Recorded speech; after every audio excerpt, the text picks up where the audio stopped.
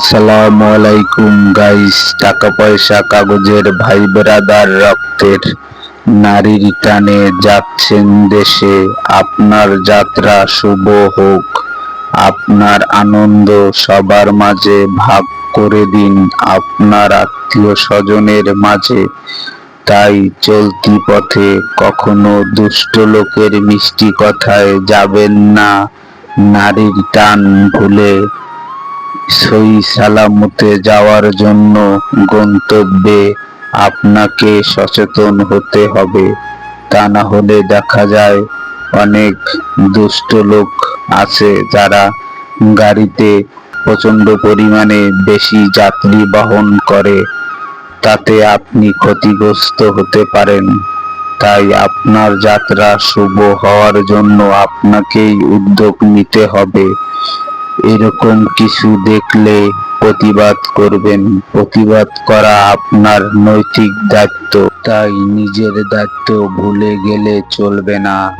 সচেতন হন ও পাশের লোককেও সচেতন করুন। আর আপনারা সই সালামতে আপনার গন্তব্যে পৌঁছেন, এটাই আমার তরফ থেকে বলার। তাই আপনার যাত্রা শুভ হোক, আপনি সই সালামতে আপনার গন্তব্যে পৌঁছুন, কারণ আপনার জন্য কেউ অপেক্ষা করছে আপনার দেশের বাড়ি। আপনি যাবেন, তার সাথে মিলিত হবেন, এটাই বাস্তব। তাই সচেতন হয়ে সচেতনভাবেই রাস্তায় চলাফেরা করবেন। কোনো দুষ্ট লোকের কথায় ওভারলোড গাড়িতে চলাচল করবেন না, তাতে ক্ষতিগ্রস্ত হওয়ার চান্স থাকে। তাই আমার সাজেস্ট, আপনি সই সালামতে আপনার বাড়ি পৌঁছার জন্য একটি ভালো গাড়ি বেছে নিন আর সই সালামতে আপনার গন্তব্যে পৌঁছুন, কারণ আপনার হাসিতে হাসবে আপনার দেশের লোক। তাই আপনি হাসুন, আমরাও হাসি।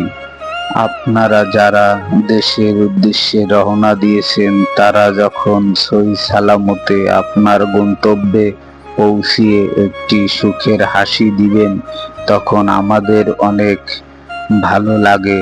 আর যখন রাস্তাঘাটে দেখি অনেক দুর্ঘটনা হয়, তাই হয়তো আমাদের কিছু করার থাকে না, কিন্তু মনে মনে কষ্ট লাগে যে আপনি যদি একটু সচেতন হতেন, তাহলে হয়তো সই সালামতে আপনার গন্তব্যে পৌঁছতে পারতেন।